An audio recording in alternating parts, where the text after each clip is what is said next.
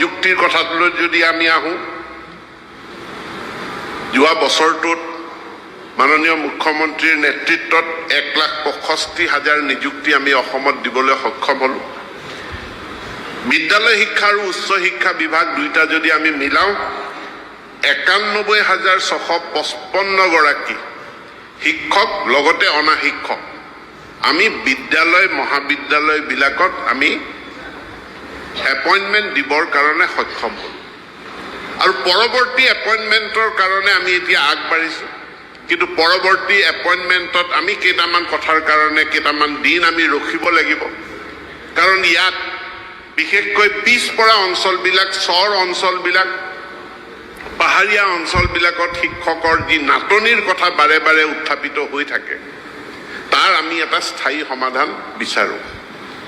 যোৱা চৰকাৰখনৰ দিনত এখন বিধানসভাতে মই উল্লেখ কৰিছিলোঁ যে মাননীয় মুখ্যমন্ত্ৰীৰ লগত আলোচনা সাপেক্ষে তেখেতৰে পৰামৰ্শ যে বাৰে বাৰে ছিংগুল টিচাৰ এখন বিদ্যালয়ত আমি 2গৰাকী 3গৰাকী শিক্ষক নিযুক্তি দিওঁ, হঠাৎ 2 মাহ 3 মাহ পাছত চেয়াৰমেন আলী ডাঙৰীয়াই অথনি কৈছে, মোক ইয়াতে আহি কৈ গৈছে যে 2জন শিক্ষক দিলোঁ, 3জন শিক্ষক দিলোঁ, 2 মাহ 3 মাহৰ পাছত হঠাৎ জিলা পৰ্যায়তে তাৰ মাজৰ পৰা 2জন ট্ৰেন্সফাৰ হৈ গুচি যায়, বিদ্যালয়খন আকৌ ছিংগুল টিচাৰ হৈ যায়।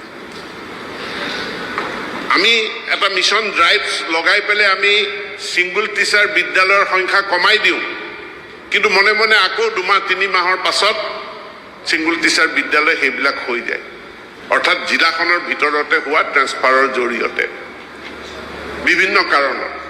এতিয়া আমি এটা ব্যৱস্থা কৰিব বিচাৰিছোঁ যে দূৰৱৰ্তী অঞ্চলৰ যিসমূহ বিদ্যালয়, ৰিমোট এৰিয়া বা দুৰ্গম এৰিয়াৰ যিখিনি বিদ্যালয়, তাৰ শিক্ষকক ট্ৰেন্সফাৰ কৰিব নোৱাৰাকৈ ৰিক্ৰুটমেণ্ট কৰাৰ এটা ব্যৱস্থা, অৰ্থাৎ স্কুল স্পেচিফিক ৰিক্ৰুটমেণ্ট বা এটা ক্লাষ্টাৰ স্পেচিফিক ৰিক্ৰুটমেণ্ট, যে বদলি হ'লেও সেই ক্লাষ্টাৰৰ ভিতৰতে বদলি হ'ব পাৰিব, তাৰ পৰা বদলি হৈ নগৰলৈ বৰপেটালৈ আহি যাব নোৱাৰে, ধুবুৰীলৈ আহি যাব নোৱাৰে, সেই ব্যৱস্থা এটাও আমি কৰিব বিচাৰিছোঁ।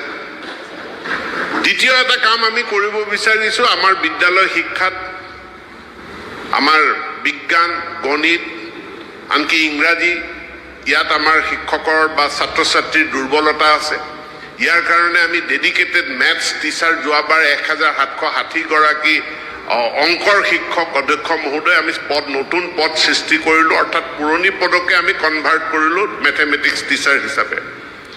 ইয়াক মোৰ অধ্যয়ন মতে ইয়াক আৰু কৰাৰ প্ৰয়োজন আছে, অৰ্থাৎ আৰু অধিক সংখ্যক শিক্ষকৰ পদবী ME ছেকশ্যনত আৰু হাইস্কুল ছেকশ্যনত আমি তাক মেথছ টিচাৰলৈ, ছায়েন্স টিচাৰলৈ ৰূপান্তৰিত কৰিম, অৰ্থাৎ নতুন পোষ্ট ক্ৰিয়েট নহয়, পোষ্টৰ কনভাৰ্চন হ'ব।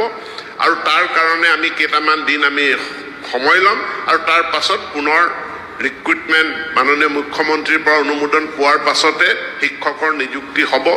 শিক্ষকৰ নিযুক্তি সি এটা অবিৰত প্ৰক্ৰিয়া। যোৱা 5টা বছৰত আমি প্ৰায় 1 লাখ নিযুক্তি দিবলৈ সক্ষম হ'লোঁ আৰু এইবাৰো আমি শিক্ষকৰ নিযুক্তি দিবৰ কাৰণে আমি সক্ষম হ'ম বুলি পেলাই মোৰ দৃঢ় বিশ্বাস আছে।